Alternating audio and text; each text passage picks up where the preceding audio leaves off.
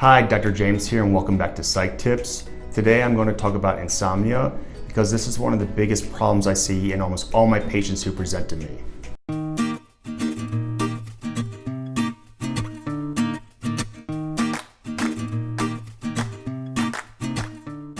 If we're not sleeping well, we're not going to function well. Now this is a complex issue as it can be from various things. It can be from anxiety or depression. It can be induced by medications or substances, or its own disorder called primary insomnia. So here are 4 things you can do to improve your sleep in a healthy way. Number 1, use your bed for only sleeping. This means don't watch TV, be on your phone, do homework, read any book. I'm not including sex because that's the only exception. The reason for this is because if we do other activities in our sleeping spot, our brain becomes conditioned to be active and awake, so our mind and body doesn't associate our bed with sleep.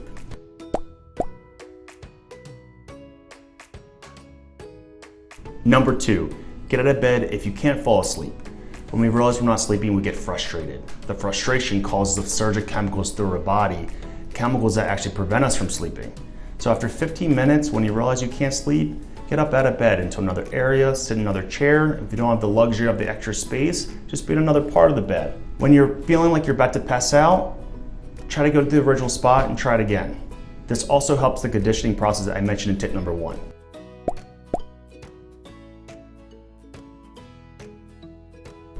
Number 3, avoid checking the time.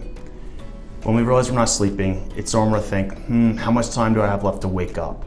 Although it'd be nice to realize you have 6 hours left of sleep, sometimes it's not the case. Then we get anxious, and no one can sleep when we're anxious. We can't control the time anyway, so it's best not to check.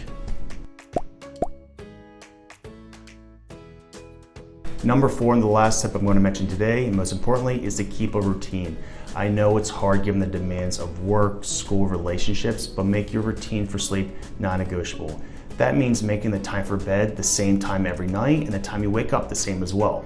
Also, figure out how many hours of sleep you actually need, not how many you think you need.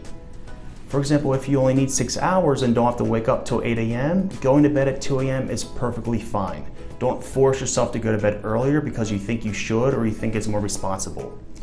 We are a species that thrive on routine, so don't change human nature. So these are some solutions for the most common problems I see. I will also be adding more tips below in my caption. If there are tricks that help you sleep that I didn't mention, please comment them as well. I'll love to learn what helped you the most. Thank you so much.